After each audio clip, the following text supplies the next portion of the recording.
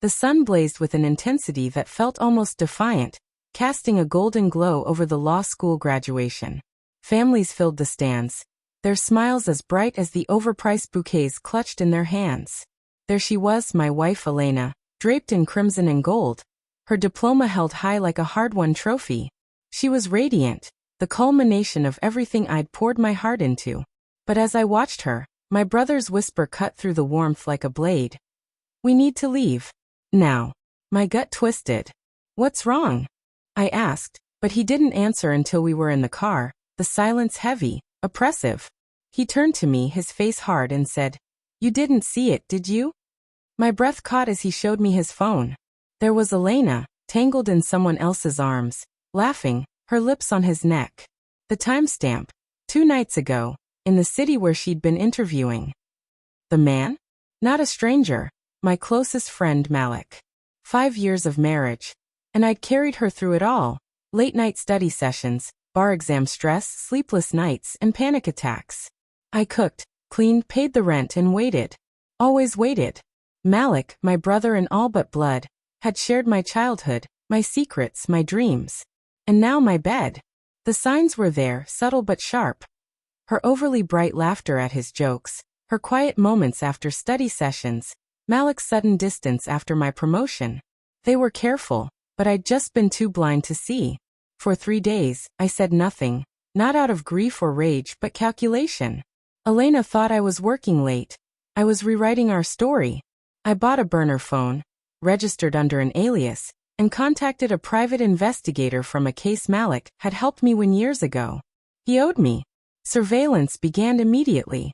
They met weekly, hotels, his apartment, once even in our home while I worked the night shift. Every moment was captured. Photos, videos, locations, conversations, all time-stamped and stored on a drive she'd never find. Then I set the stage.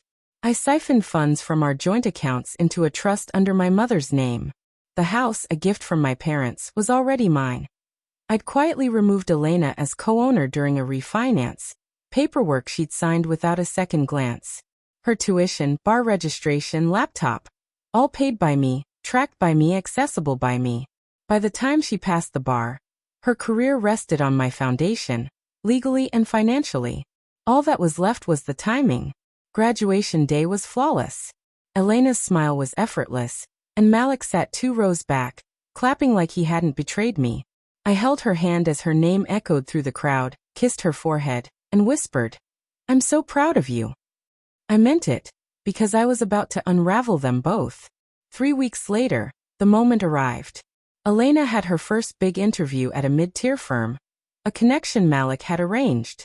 I walked into the conference room 30 minutes into her meeting, suit crisp, expression calm. The receptionist didn't stop me. I was her husband after all. They both turned, Elena's face draining of color. "What are you doing here?" she demanded, voice sharp. I didn't answer. Instead, I slid a manila envelope across the table to Malik.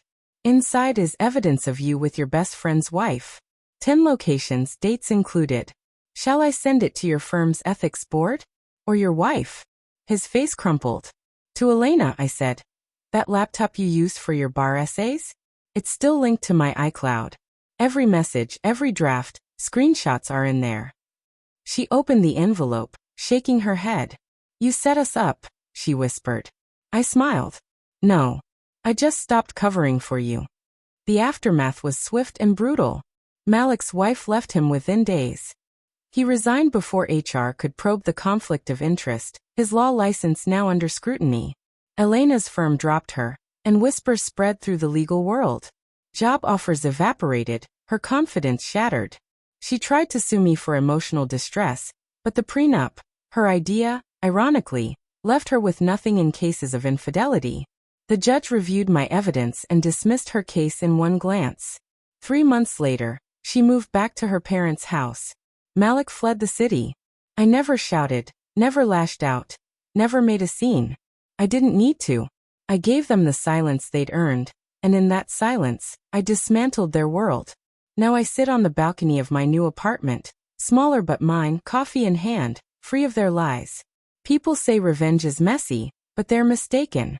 It's precise, deliberate, A quiet stroke of justice when the world turns a blind eye. It's the final exhale after years of suffocation. Elena thought her graduation was her triumph. It was my canvas. And when the dust settled, I was the only one left standing,